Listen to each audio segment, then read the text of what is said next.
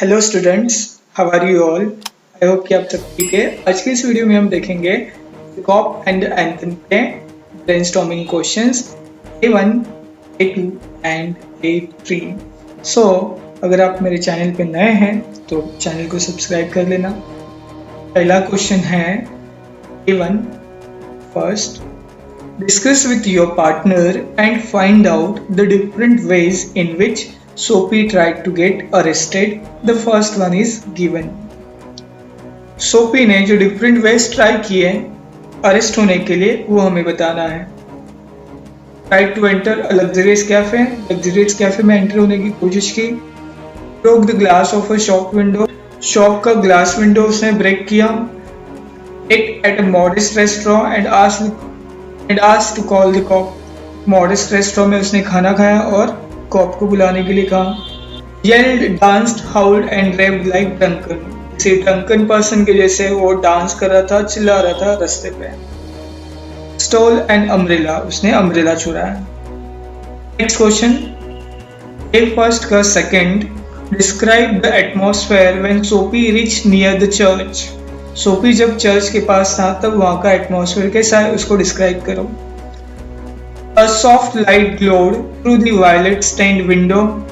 एक soft light glow हो रहा था विंडो के through. Sweet music drifted out the coined country like churchyard, और चर्च में से स्वीट म्यूजिक ड्रिफ्ट आउट हो रहा था, यानी कि बाहर आ रहा था। फुल रेडिएंट मूनलाइट था। ट्विटरिंग ऑफ स्पैरोज स्लिपीली, स्पैरोज का ट्विटरिंग था, आवाज था। फ्यू व्हीकल्स एंड पेडेस्ट्रियंस, रास्ते पे चलने वाले लोगों को कहा जाता है पेडेस्ट्रियंस। नेक्स्ट क्वेश्चन है A2 का first, match the incidents given in column A with consequences given in column B। Column A में इंसिडेंट्स दिए हैं और उसका क्या परिणाम है कॉलम B में दिया है, उनको हमें मैच करना है। जैसे पहला दिया है Sophie tried to enter a cafe, तो उसका क्या कॉन्सिक्वेंस हुआ। Strong and ready hands of the head waiter turned him around, head waiter ने उसे बाहर कर दिया। Second, Sophie broke a glass window, तो इसका रिजल्ट क्या हुआ। Cop ran after another man, cop किसी और आदमी के पीछे भागने लगा। तीसरा है two waiters pitch Sophie on the callous pavement, so दो वेटर्स ने सोफी को पिच्ड किया, पिच्ड यानी कि पुश किया, on the callous pavement, callus यानी कि हार्ड, पेवमेंट फुटपाथ। तो रिजल्ट क्या हुआ।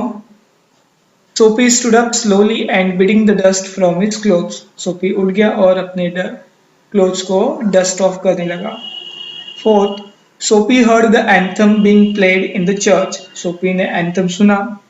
The result, suddenly a wonderful change came in his heart, और अचानक उसके हार्ट में एक वंडरफुल चेंज आने लगा। Fifth, cop arrest Sophie for hanging around, उसका रिजल्ट क्या हुआ। Dream of turning around in life was shattered, और उसकी जो ड्रीम थे लाइफ को लेके वो सब शैटर हो गए, बिखर गए। नेक्स्ट क्वेश्चन है A2 का second, give reasons and complete the following. Reasons देके फॉलोइंग सेंटेंसेस कंप्लीट करना है। पहला है Sophie had confidence in himself, उसमें बहुत कॉन्फिडेंस था जब वो लग्जरियस कैफे में जाने वाला था, तो उसका रीजन है he was well shaven, his coat was trim, he had a neat and bow tie, and the above table portion looked respectable, and it would raise no doubt to the waiter। 2 marks के लिए तो आपको इतना लिखना ही होगा। Well shaven था, well dress था, खास करके अपर पोर्शन, सो इसलिए वेटर डाउट नहीं करेगा, इसलिए उसे कॉन्फिडेंस था। B, the head waiter of the luxurious cafe did not allow Sophie to enter. Head waiter जो है लग्जरियस कैफे का, उसने सोफी को एंटर होने के लिए अलाउ नहीं किया, तो उसका रीजन है The head waiter noticed Sophie's tattered trousers and decadent shoes। Head waiter ने सोफी के फटे हुए ट्राउजर्स देखे और पुराने शूज को भी देखा, फटे पुराने शूज को भी देखा, and felt that he would not have enough money to pay. Next है C. The cop did not arrest Sophie for breaking the glass window. Cop ने सोफी को अरेस्ट नहीं किया ग्लास विंडो ब्रेक करने के लिए, क्योंकि Sophie was standing calmly and chatting with the cop. Sophie आराम से वहां पे खड़े रह के कॉप से बातें कर रहा था। The cop felt that the man who smashed glass window do not remain to chat with him. और पुलिस ने सोचा कि जो ग्लास ब्रेक करेगा वो मुझसे बात करते हुए यहाँ नहीं रहेगा। The cop saw a man running to catch a car. B. The cop did not arrest Sophie for shouting and dancing. Cop ने सोफी को शाउटिंग और डांसिंग के लिए भी अरेस्ट नहीं किया। इसका रीजन है the cop thought Sophie was one of the students of Yale University who was celebrating their mood. Cop ने सोचा कि सोफी येल यूनिवर्सिटी का एक स्टूडेंट है जो अपने मूड को सेलिब्रेट कर रहा है। वो नॉइजी थे बट हार्म नहीं था और पुलिस में इनको इंस्ट्रक्शंस थे कि उन्हें एंजॉय करने दिया जाए। A2 का थर्ड क्वेश्चन है pick out the lines from the text which show that. Lines pick out करना है टेक्स्ट में से। Sophie wants to enter the cafe for 2 reasons. तो कौन से लाइन से पता चलता है? The meat would leave him filled and happy for the journey to his winter island. उसे पेट भर खाना मिलेगा और वो अपने प्रिजन में यानी कि उसे जेल में जाने का फिर से मौका मिलेगा। ये 2 रीजन है। B question. Sophie was afraid that he won't be able to enter the prison. Sophie को ये डर था कि वो फिर से अब प्रिजन में नहीं जा पाएगा। कौन से लाइन से पता चलता है? Sophie was seized with a sudden fear that some dreadful enchantment had rendered him immune to arrest. Sophie को एक डर था कि उसे कोई एक ड्रेडफुल मीन्स फियरफुल भयानक एंचांटमेंट यानी कि मैजिक मंत्र हैड रेंडर्ड हिम उसे सपोर्ट कर रहा है कि कोई एक ऐसी ताकत है जो उसे इम्यून दे रही है, शक्ति दे रही है जिससे वो अरेस्ट नहीं हो पा रहा है। C question. Sophie was not caught by the cop for throwing stones at the glass. Cop ने सोफी को अरेस्ट नहीं किया स्टोन्स ग्लास पे थ्रो करने के लिए। रीजन है या लाइंस जिससे हम ये पता कर सकते हैं Men who smash window do not remain to chat with the police. Cop felt that.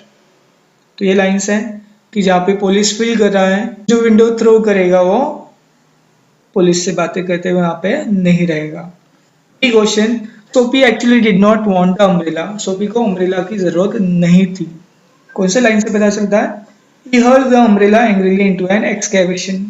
Sophie ने अम्ब्रेला गुस्से में एक्सकेवेशन यानी कि जहाँ पे खुदाई का काम चल रहा है तो एक एक्सकेवेशन में उसने हर्ल्ड किया अम्ब्रेला। हर्ल्ड यानी कि थ्रो करना, फेंक देना।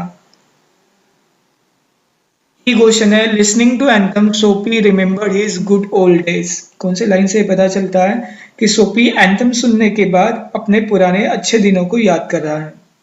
लाइन्स हैं He had known it well in the days when his life contained such things as mothers and roses and ambitions and friends and immaculate thoughts and collars. So ये line से जहाँ पता चलता है कि सोफी जो है अपने पुराने दिन को याद कर रहा है जहाँ पे वो अपने मदर को, फ्रेंड्स को और इमैकुलेट यानी क्लियर थॉट्स, कॉलर्स यानी कि अच्छे ड्रेस उनको याद कर रहा है। A2 का फोर्थ क्वेश्चन है he would make a man of himself again. The word man in the sentence means. So इस सेंटेंस में man का क्या मीनिंग है? तो इसका मीनिंग हो सकता है an honest man, a good man, a responsible man, a worthy man. worthy यानी लायक। नेक्स्ट क्वेश्चन है A2 का fifth. Sophie's earlier life was much different from his present life. Complete the table to show this contrast. One is done for you. So Sophie का पहले का life और present life, अभी का life, इनमें जो डिफरेंस है वो हमें बताना है। एक दिया हुआ है जैसे कंटेंट फ्रेंड्स एंड रोजेस थे उसके लाइफ में और प्रेजेंट लाइफ में अनवर्दी डिजायर्स हैं, ऐसे डिजायर्स जो जरूरत नहीं है। अर्लियर लाइफ में मदर एंड कॉलर्स थे, प्रेजेंट लाइफ में डिग्रेडेड डेज है एंड डेड होप्स है। डिग्रेडेड यानी कि बुरे दिन है और डेड होप्स यानी कि ऐसी आशा जो डेड हो चुकी है। सी इमैक्युलेट थॉट्स है, अच्छे थॉट्स हैं। और प्रेजेंट लाइफ में wrecked faculties and based motives हैं। नेक्स्ट क्वेश्चन देखते हैं, A2 का ही 6th क्वेश्चन है ये। After listening to the sweet and solemn organ notes Sophie decides to.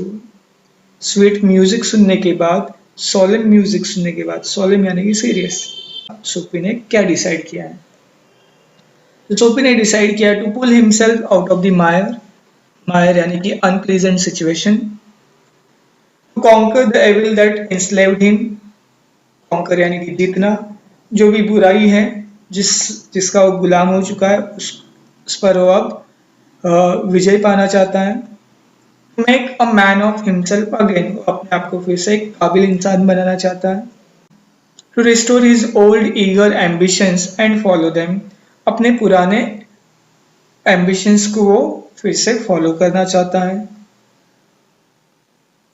To find a job, और अपने लिए जॉब फाइंड आउट करना है, ये उसने डिसाइड किया था। नेक्स्ट क्वेश्चन है A2 का ही 7th क्वेश्चन है।